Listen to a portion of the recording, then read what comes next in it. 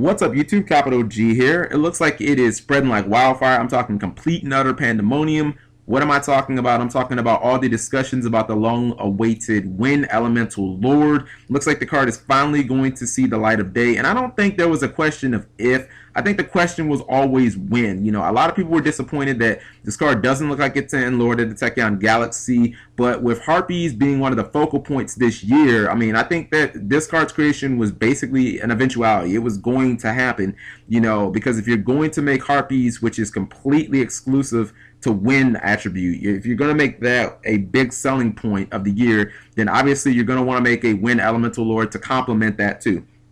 This guy has the same exact stats and the same summoning conditions as all the other Elemental Lords. His name is Windrose the Elemental Lord, and it's a really, really good card.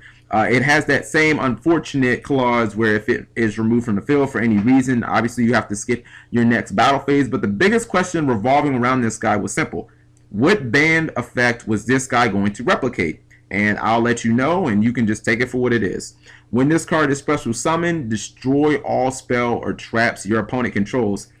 Wow, so they gave Primrose a freaking Harpie's Feather Duster built in. Oh my goodness. But you know what? It actually makes perfect sense because you have to think about it. A, I don't think that Konami has any plans on unbanning Harpie's Feather Duster, at least in the immediate future. And B, it coincides perfectly with the release and the resurgence and the renaissance of everything that is going to be Harpie's Lady, and the deck finally, you know, at least hoping to achieve the competitive status that Konami probably wanted for the deck since Mai played it on the original Yu-Gi-Oh series. So it actually works on two different levels. Now I think that this card is going to be excellent, and I think that it's going to be really good as far as competitive play because, you know, you got to think of anything that has to rely on a field spell is going to be absolutely devastated by this card. I mean, you're talking Gravekeepers and Dark World, say goodbye to your Gates and your Necro Valleys, and then if you're playing non-chainable cards, you're playing things like Mirror Force and D-Prison, which a lot of people are playing nowadays. I mean, you're just going to get freaking destroyed. Even if you're playing some of the chainable cards that don't destroy monsters, things like Book of Moon or Compulse Evacuation Device, that's not going to help. I mean, this card isn't as egregious as something like Moon Glacier, which is just retarded, but I still think that this card is really good.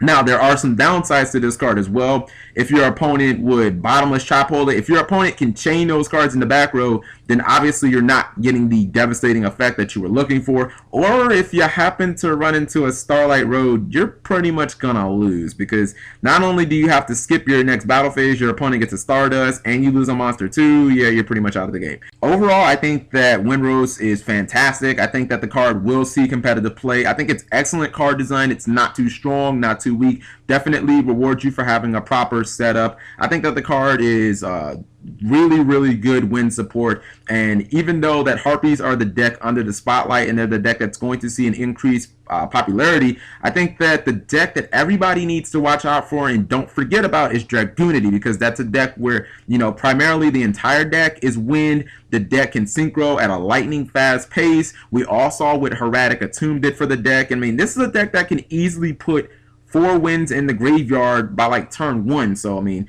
they're getting their graveyard loaded is nothing. So I look at Dragoonity and I'm just thinking this adds just a little more of your this adds a little more versatility to your game, and it makes your OTKs a little more consistent if you can drop this guy. So, you know, watch out for Dragoonity. Thank you guys for watching. Tell me what you think of this card, and I'll talk to you later.